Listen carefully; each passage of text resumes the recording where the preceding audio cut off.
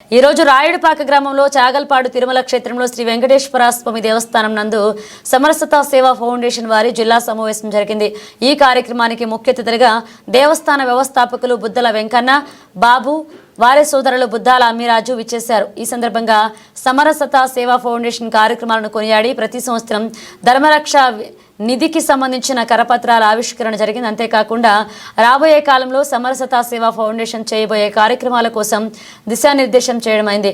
ఈ కార్యక్రమం ముఖ్య ఉద్దేశాన్ని జిల్లా ధర్మ ప్రచార కూకర్రె శ్రీనివాసరావు మాట్లాడుతూ ఎస్ఎస్ఎఫ్ ద్వారా గుడి కట్టించినటువంటి పల్లెల్లో ఎస్సీ ఎస్టీ మత్స్యకార యువతకు తిరుమల తిరుపతి దేవస్థాన శ్వేతలో అర్చకత్వం శిక్షణ ఇచ్చి వారి దేవాలయాల్లో వారిని అర్చకులుగా నియుక్తి చేయడం జరిగింది।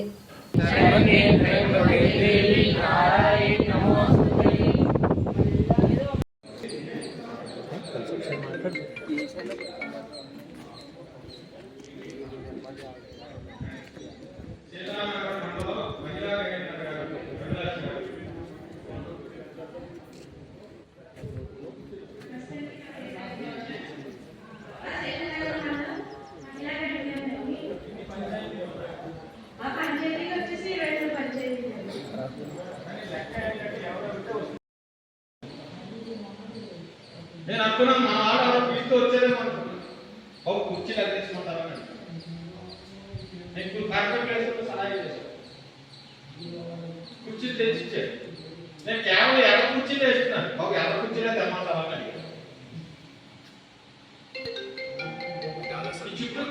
దాని ఆధారంగా ఆలోచించేది ఒక 10-15 సంవత్సరాల క్రితం ఎక్కువ ఈ తీవ్రవాద కార్యకలాపాలు కాశ్మీర్ ఏరియాలో జరిగేటప్పుడు సైనికులు చనిపోతున్నప్పుడు పరిపూర్ణానంద సంస్థ గారు ఎక్కువ గ్రామాల్లో పట్టణాల్లో పెద్ద పెద్ద సమావేశాలు గట్ట పెట్టి మాట్లాడుతున్నట్టు ఒక పిలిపించారు ఆయన ఒక సైనికుడు చనిపోతే మన కోసం చనిపోతున్నాడు కదా అని ప్రభుత్వాలు లక్షల రూపాయలు వాళ్ళకి ఇస్తున్నారు, వాళ్ళు ఎంత ఇచ్చినా తెగదులను కనుక ఆ విషయం పక్కకి పెట్టారు। ఒకసారి రా అని పిలుస్తున్నారు, నెలకు ఒకసారి కాబట్టి వచ్చిన వాళ్ళ ఆధారంగా ఆ ఊర్లో మార్పుకి మనం ప్రయత్నం చేశాం। ఇందాక చెప్పారు కదా భజనలు, మగవాళ్ళందరినీ కూడా భజన దగ్గర తీసుకురావడం, పిల్లలకి భజన నేర్పడం, రకరకాల కార్యక్రమాల ద్వారా ఆ ఊరు చుట్టూరు ఒక రక్షారేఖలాగా నగర సంకీర్తన చేయడం ద్వారా నెలకొకసారి 4 మంచి మాటలు ఎవరి ద్వారా చెప్పించుకోవడం కోసం సత్సంగం నెలకొకసారి పెట్టుకోవడం ద్వారా ఆ ఊర్లో ఒక మౌలికమైన మార్పు ఆధ్యాత్మికమైన ఉన్నతి కోసం పనిచేయడం కోసమే సమర్థ సేవా ఫౌండేషన్ గ్రామ ధార్మిక సంస్థల నిర్మాణం కోసం పనిచేస్తుంది। ముందు ఒక 25 మంది కలిసి కూర్చోండి, ఆ ఇంటి దగ్గర ఈ ఇంటి దగ్గర ఆ గుమ్మం ఈ గుమ్మం ఆ పార్టీ ఈ పార్టీలు కాదు, గుడి దగ్గర కూర్చోండి। కలియుగంలో ఆ రోజు భాగవతంలో చెప్పిన కథలో గోవర్ధన పర్వతం కిందకి స్వామి అందరినీ ఎలాగ తీసుకొచ్చి పోషించాడో ఈ కలియుగంలో ప్రతి ఊర్లో ఉన్నటువంటి గోవర్ధన పర్వతం మన దేవాలయం, ఆ గోపురం కింద కూర్చుంటేనే మనకు రక్షణ కనుక అక్కడికి తీసుకొచ్చి 4 మంచి విషయాలు చెప్పి తద్వారా మార్పు కోసం కనుక మన ధర్మనిధి సభ్యత్వం 5 మందో 6 మందో కమిటీగా ఏర్పడి కమిటీ యొక్క బలోపేతంగా పనిచేయడం, ఆలోచన చేయడం, హిందువులను సంఘటితంగా చేసినటువంటి పనిని ఎలా ముందుకు తీసుకెళ్లాడో ఆలోచించడం। రేపొద్దున దేవాలయాలు ఇచ్చేస్తే ప్రభుత్వం సమరసత సేవా ఫౌండేషన్ పెట్టిన తర్వాత మీకు ఏం కావాలని అడిగినప్పుడు మనం గుళ్ళు కావాలని అడిగాం। ఇప్పటికే 1320 దేవాలయాలు పెట్టాం గ్రామాల్లో,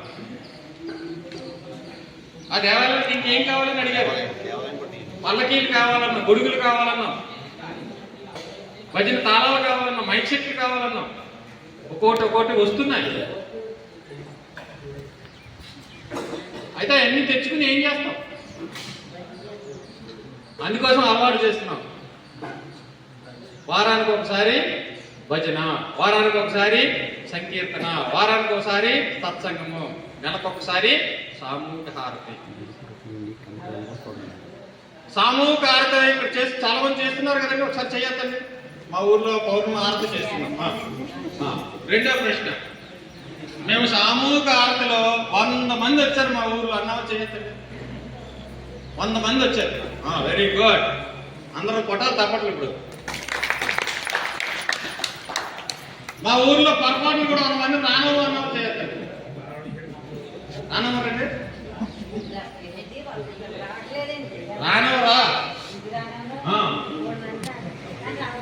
రెండో ప్రశ్న, 50 మంది వచ్చారు, మేము ఆర్టిస్టే, మా ఊర్లో 50 మంది వస్తారు, చేయొస్తారు వస్తే 50 మంది వాళ్ళు, రైట్, ముగ్గురు. 25 మంది వస్తారు